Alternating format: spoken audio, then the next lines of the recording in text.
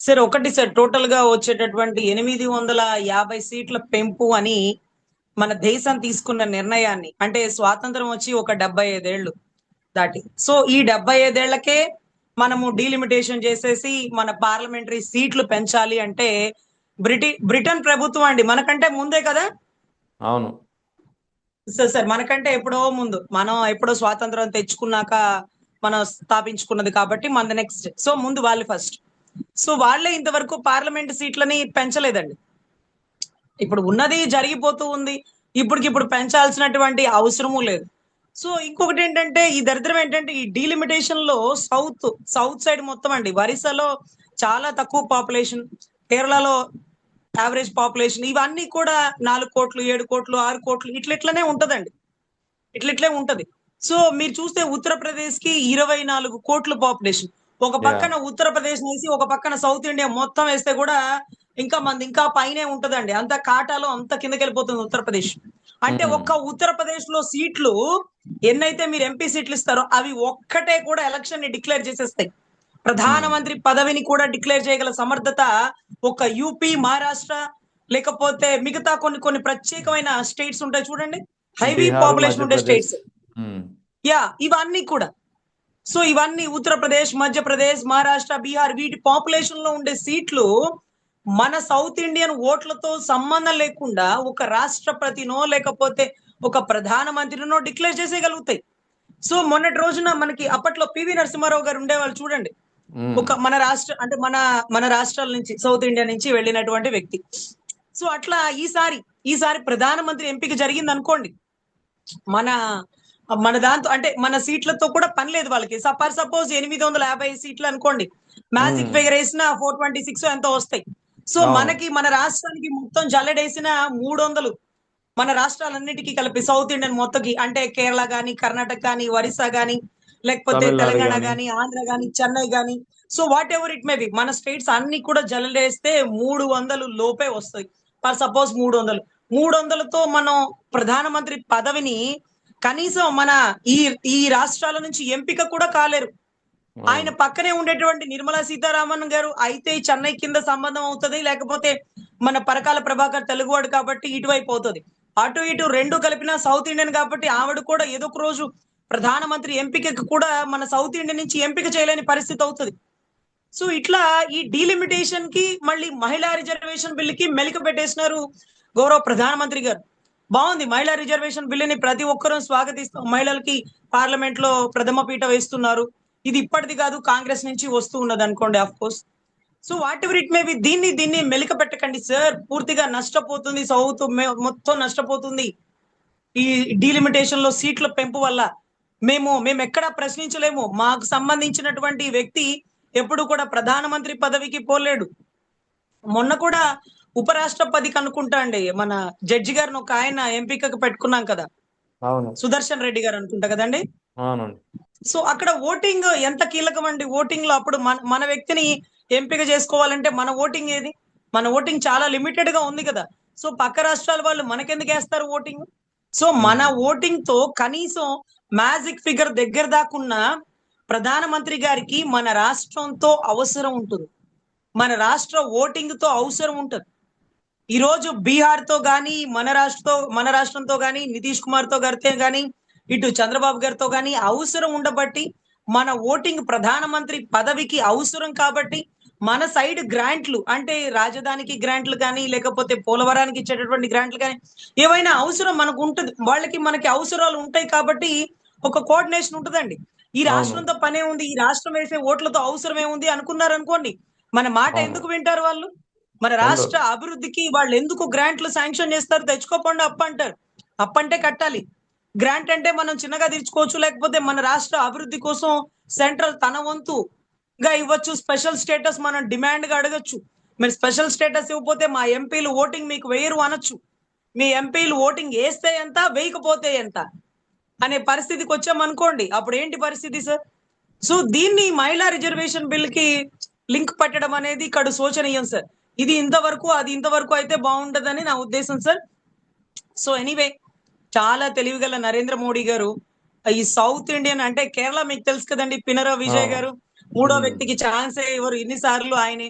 కర్ణాటక కాస్త అటు ఇటు, తమిళనాడు సంగతి తెలిసిందే. స్టాలిన్ గారు కూడా వ్యతిరేకించినారండి డీలిమిటేషన్ కి. అవును. ఎందుకంటే ఒకప్పుడు వ్యతిరేకించారు. ఒకప్పుడు పాపులేషన్ ని తగ్గించమన్నప్పుడు దేశం అప్పుల ఊబిలోకి వెళ్ళిపోతుంది, జనాభా పెరిగింది అన్నప్పుడు నిబద్ధతగా దాన్ని పాటించింది ఇటు సౌత్ ఇండియన్ అనండి. అవును. సో మన రాష్ట్రాలు చాలా తక్కువ పాపులేషన్, 6 కోట్ల ఆంధ్రులు అంటారు, లేకపోతే 4-5 కోట్లు కేరళ ఉంటది. సో ఇక్కడిక్కడ చాలా లిమిటేషన్ ఉంటది. ఈసారి అవకాశాలు ఇచ్చేటప్పుడు మీకు తక్కువ జనాభా, మీకు తక్కువ సీట్లు, మీకు ప్రశ్నించే హక్కు లేదు, మీ రాష్ట్రానికి మీరు ఏమీ తెచ్చుకోలేరు అంటూ మనల్ని ఎగతాళి చేసినట్టుగా ఉంది ఈ డీలిమిటేషన్ ద్వారా. So exactly. మన ఇంపార్టెన్స్ లేకపోతే, మన మాట చెల్లకపోతే, మనతో వాళ్ళకి అవసరం లేకపోతే మన రాష్ట్ర అభివృద్ధి ఎలా చేసుకోగలుగుతున్నాము అంటూ డీలిమిటేషన్ ని మనం వ్యతిరేకించినంత మాత్రాన ఆగుతుందా? చెప్పలేము.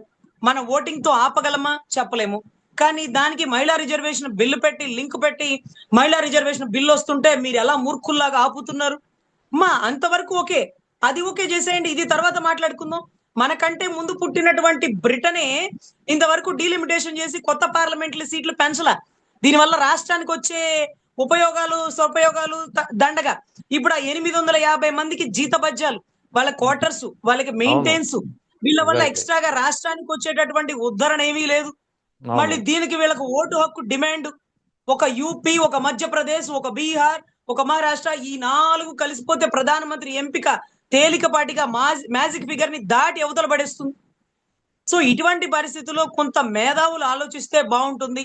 దీనివల్ల, ఈ ప్రతిపాదన వల్ల ఇటువంటి తెలుగు రాష్ట్రాలు, సౌత్ ఇండియన్ దేశాలన్నీ, దక్షిణాది మొత్తానికి నష్టం జరిగే అవకాశాలు ఉంటుంది. అందుకనే రైట్. బాబు గారు పాపులేషన్ పెంచండి పెంచండి. ఇప్పుడు పెంచడం బిగిన్ చేసిన అధ్యక్ష, వాడికి 18 ఏళ్ల తర్వాత కదా ఓటు వచ్చేది అధ్యక్ష. అవును. 18 ఏళ్ల తర్వాత ఓటు వచ్చేది. సో పెంచండి పెంచండి అంటే అది ఎట్లా అవుతుంది సార్? ఇప్పుడు కనండి అంటారు. ఒకప్పుడు ఆయనే ఒకరిని కనండి చాలు, మనం భరించలేము అంటూ వాళ్ళ మామగారు స్వయాన ఎంతమందో 7గురో 10 మందో 11 మందో ఆయన సంతానం అండి. ఆయన అందరినీ పక్కన పెట్టి చక్కగా ఆయన ఒక్కడే బిడ్డని కన్నాడు. ఆయన బిడ్డ కూడా ఒక్కడే బిడ్డ. ఇప్పుడు మాత్రం జనాల్ని కనేయండి, పెంచేయాలి, పాపులేషన్ పెరిగితే ఎంపీ సీట్లు వస్తాయి, ఎంపీ సీట్లు వస్తే మనం సెంట్రల్ ని డిమాండ్ చేయొచ్చు అంటే మరేమో మనకు అర్థం కాని పరిస్థితి అండి. సో ఎనీవే మారు మనసు పొందిన చంద్రబాబు గారు జనాభా లెక్కని పెంచడండి, జనాభాని పెంచండి, ఆడబిడ్డలు ఎక్కువ మంది బిడ్డల్ని కనండి, బిడ్డల్ని కంటే ఈ గ్రాంట్లు మీకు వస్తాయి, 3వ బిడ్డ నుంచి 25,000, 4వ బిడ్డ నుంచి 25,000, 25, 50 నుంచి 70, ఇలా ఏదో చాలా చెప్పేసినారండి, బంపర్ ఆఫర్లు అని ఇచ్చేసినారు. రాష్ట్రం ఎంత అప్పుల ఊబిలో ఉన్నా సరే బిడ్డల్ని కానీ తల్లికి మాత్రం తల్లికి వందనం లాగా గర్భవతికి ఒక నమస్కారం అంటూ పథకం పెట్టి మళ్ళీ అక్కడ కూడా మాకు గ్రాంట్లు ఇచ్చే అవకాశం ఏమో ఉంటుందేమో. సో ఎమ్మెల్యేగా పోటీ చేయాలన్నా, లేకపోతే పంచాయతీ సర్పంచ్ కు పోటీ చేయాలన్నా క్వాలిఫికేషన్ 4 బిడ్డలు ఉండాలి. సో ఇలాంటివి కూడా పెట్టేస్తారు. ఎందుకంటే డీలిమిటేషన్ లో జనాభాని బట్టి ఎంపీ సీట్లు అంటే రేవంత్ రెడ్డి గారు ఖండించినారు, స్టాలిన్ గారు ఖండించినారు, ఒక్క మాట చంద్రబాబు గారు అనలేని పరిస్థితిలో ఉన్నారు.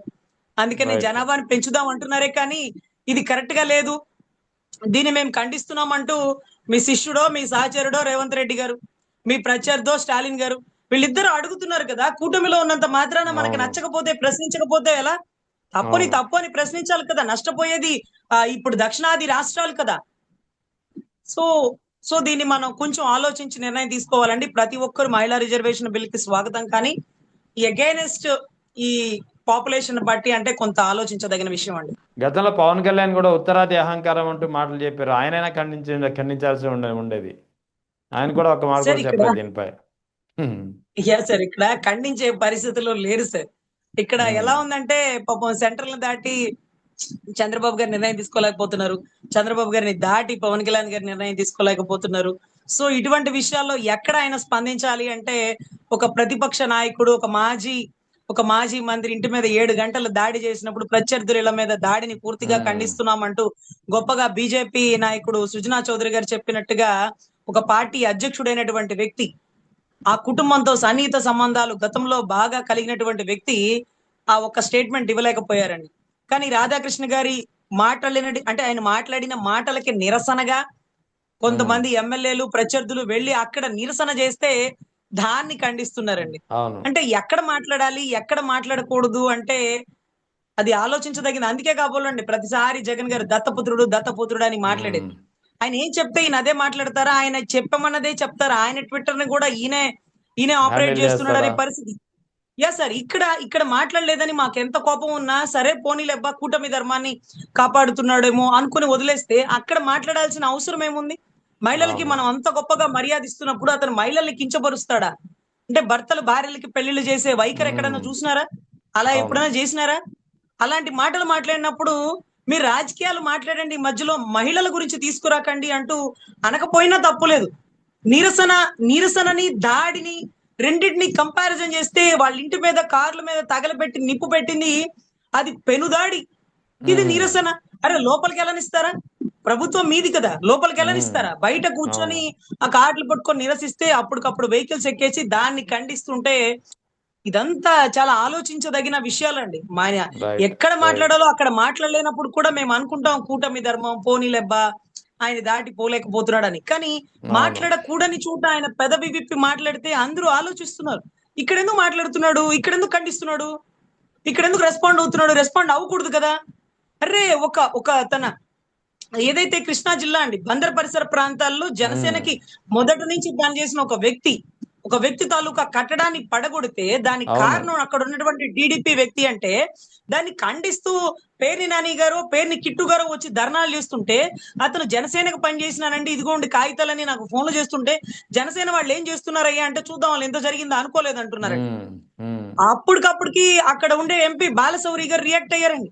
ఆయన కూడా నాకు తెలిసి పవన్ కళ్యాణ్ గారు చెప్తే రియాక్ట్ అయ్యి ఉంటారా? లేకపోతే ఆయన ఇతనితో పెట్టుకుంటే మళ్ళీ నాకు ఎంపీ టికెట్ వచ్చినా గెలిపించాల్సింది ప్రజలయ్యా బాబు అని చెప్పి ఆయనంతటా ఆయన ముందుకొచ్చారా అనేది డౌట్ అండి. ఎందుకంటే ఉమ్, పవన్ కళ్యాణ్ గారు చెప్తే బాలశౌరి గారు వచ్చున్నారు అనుకోండి. ఆయన ఇమ్మీడియేట్ గా స్టేట్మెంట్లు కూడా ఇచ్చుండేవాళ్ళు. ఎందుకంటే పార్టీ అవును. సోషల్ మీడియా వెబ్సైట్ లో ఏదైతే ఆ దాడిని లేకపోతే ఆ ఇల్లు పడగొట్టడాన్ని పూర్తిగా ఖండిస్తున్నాం. కూటమి ధర్మానికి విఘాతపరుస్తూ అవును. ఎవరైతే అక్కడ టీడీపీ నాయకులు ఇలా చేయడం కడు శోచనీయం అంటూ ఏదో ఒక లెటర్ రైట్. రిలీజ్ చేసేవాళ్ళు. అలా లెటర్ అవునవును. రిలీజ్ రైట్, చేయకుండా రైట్. బాలశౌరి గారు ఇమ్మీడియేట్ గా రియాక్ట్ అయ్యి దీన్ని ఖండిస్తున్నాను. ఇది తప్పు. అతని దగ్గర అన్ని కాగితాలు ఉన్నా మీరు ఎలా పడగొడతారు? దీనికి రైట్. అవసరమైన కట్టడానికి డబ్బుని నేనే దగ్గరుండి పెట్టుకుంటానంటూ ఇచ్చిన స్టేట్మెంట్ పార్టీ అనుసంధానంగా ఇచ్చారా? లేకపోతే ఆయన ఓట్లేసినటువంటి పాపం కార్యకర్తల్ని కాపాడుకోవడానికి ఆయన ఓన్ గా స్టేట్మెంట్ ఇచ్చి ఆయన సొంత డబ్బులు కట్టడానికి ఉపయోగిస్తానన్నారో మరి అది రైట్. తెలియదు గానీ ఇలా రియాక్ట్ అవ్వాలి. ఇక్కడ రియాక్ట్ అవ్వాలి. ఒక అవును. మహిళ మీద దాడి చేస్తే ఖండించాలి. లేకపోతే ఇల్లు అవును. పడగొట్టిస్తే ఇది కరెక్ట్ కాదని చెప్పాలా. అదే మాదిరిగా కాళహస్తిలో ఒక జనసేన నాయకుడికి సంబంధించిన ఇల్లు పడగొట్టిస్తే రేకుల షెడ్ పడగొట్టడానికి మున్సిపాలిటీ వాడికి ఏం అధికారం ఉంది? నోటీసులు రైట్. ఇవ్వకుండా అర్ధరాత్రుల్లో వచ్చి బుల్డోజర్ తో పడగొట్టడం ఏంటి? దీన్ని రైట్ బ్రదర్. ఖండించాలా. రైట్. ఇక్కడంతా రెస్పాండ్ అవ్వకుండా వాళ్ళు చెప్పిన దానికి రెస్పాండ్ అవుతుంటే ఉమ్. ప్రజలకి ఎన్నో అనుమానాలు వచ్చేస్తున్నాయి సార్.